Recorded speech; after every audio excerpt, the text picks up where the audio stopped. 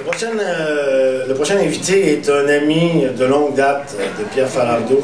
Certains d'entre vous ici le connaissent sûrement. C'est un écrivain, militant, vraiment militant, qui a écrit des romans comme Les Feux de Yamachiche, qui a écrit il y a quelques années un essai aussi qui revisite la bataille de la conquête. C'est très intéressant.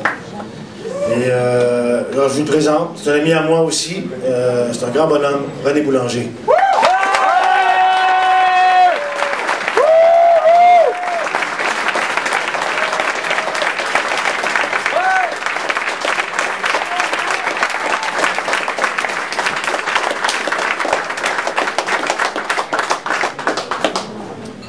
Tantôt, il y avait Patrick qui disait qu'il se sentait tout drôle. Moi, souvent, quand j'ai pris la parole dans des soirées comme ça, ben Pierre il était tout le temps là. C'est la première fois qu'il n'est pas là, le vieux tabarnak. Parce que là, je vais vous dire, moi, la journée que j'ai appris sa mort, c'est comme ça que j'ai réagi. C'est vraiment de la colère.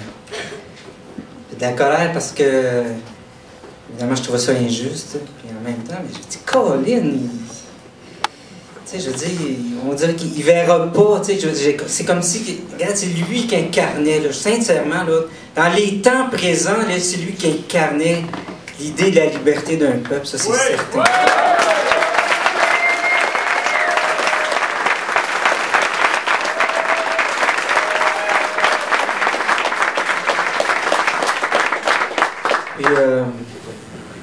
Puis je pense qu'il le savait aussi.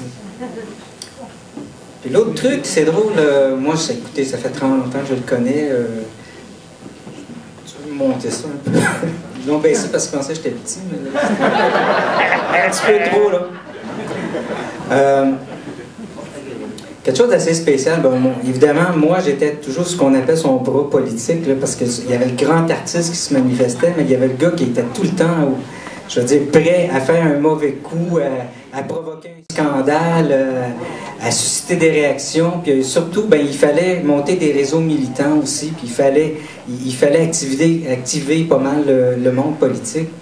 Puis moi, je disais, bon, écoute, toi, si tu veux être un Mao, moi, ça me dérange pas d'être Chouin Lai, le second, là, il n'y a pas de problème, tu sais. Fait que là, actuellement, moi, j'ai perdu mon grand capitaine. C'est mon grand capitaine, puis je vais vous dire sincèrement, ça m'a fait très mal, comme tout le monde, comme vous tous.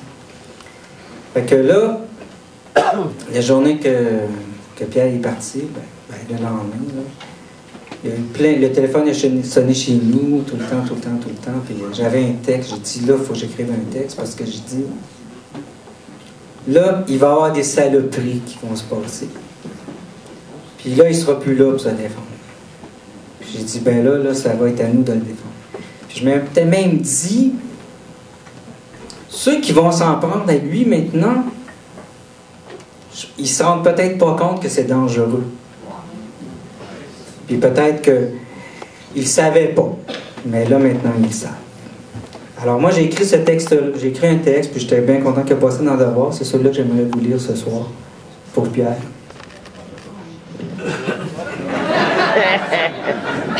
On va y aller à la bonne franquette. Pourtant, j'ai bien fait de le faire parce que ce que j'avais prévu est arrivé. Le lendemain, Richard Martineau a écrit un texte dégueulasse dans la presse. Puis là, lui, maintenant, il n'était pas averti, mais là, il est averti. Il est averti. Qui va salir la mémoire de Pierre Falardeau aura affaire à plus fort que lui.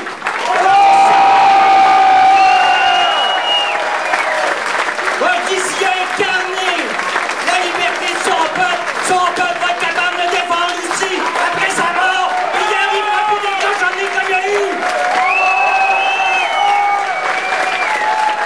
Si c'est lui qui a dit c'est assez, et c'est à nous autres de le dire aussi maintenant. Il n'y en aura plus de ça. Puis Jules, tu peux nous faire confiance. Alors, ce texte-là est passé dans le devoir. Ça s'appelle Pierre Falardeau, l'humaniste. Mon ami Pierre Falardeau s'est éteint ce soir. Il a vécu sa maladie avec un courage qui dépasse même sa légende. On voit qu'il a fait ce qu'il fallait pour se prolonger, pour donner aux siens des moments qui devenaient de plus en plus précieux. Lui qui aimait la boxe, il a livré son plus beau combat.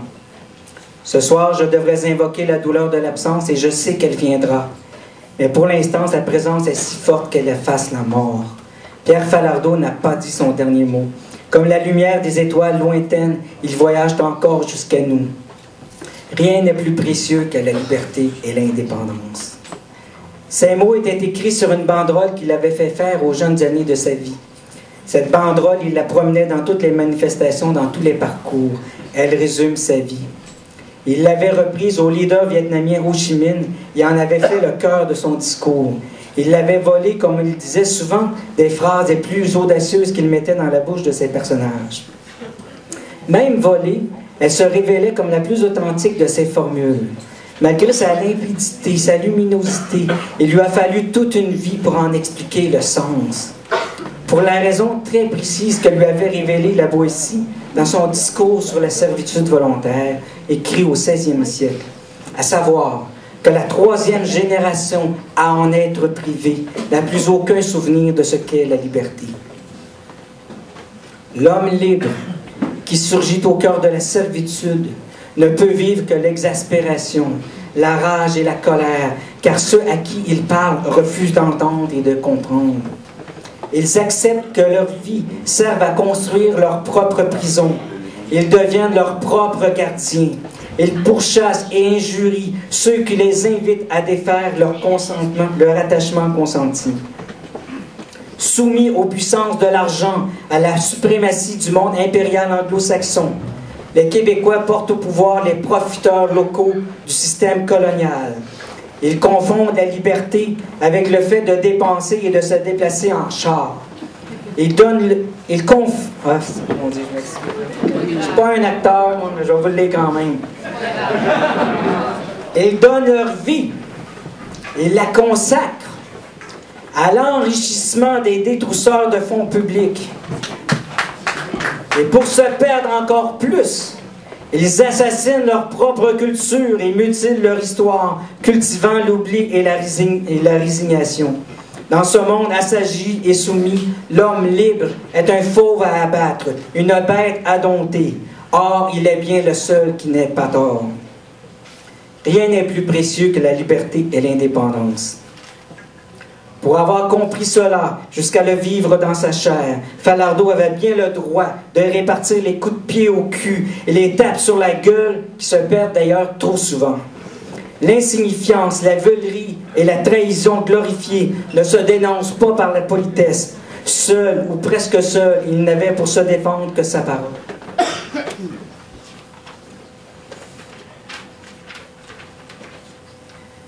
Contrairement à ce qu'on dit, il n'en a pas abusé. Des écarts de langage n'en étaient pas.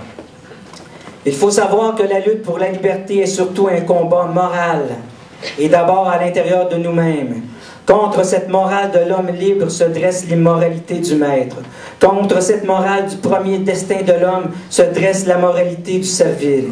Il n'y a pas de zone neutre entre le noir et le blanc, entre l'acceptation et le refus, entre la résignation et la révolution.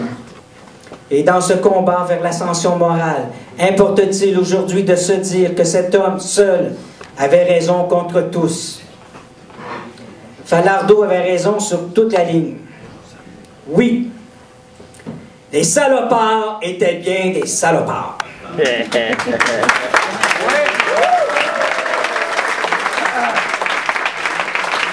vendus étaient bien des vendus. Les trous du cul étaient bien des trous du cul. Les sales pourritures étaient bien des sales pourritures. Ouais. On connaît leurs noms.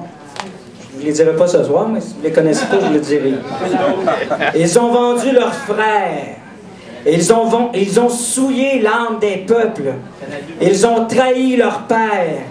Oui, les crétins étaient des crétins. Les demi-hommes étaient des demi-hommes. Les pleutres étaient des pleutres. Et les pleurines étaient des pleurines. Ils ont laissé piller la forêt, détruire la terre nourricière. Ils ont laissé détruire notre culture et s'effacer notre langue. Ils ont baissé les bras devant l'impérialisme sauvage et colonisateur. Ils ont prêché la bonne entente avec les destructeurs de notre nation.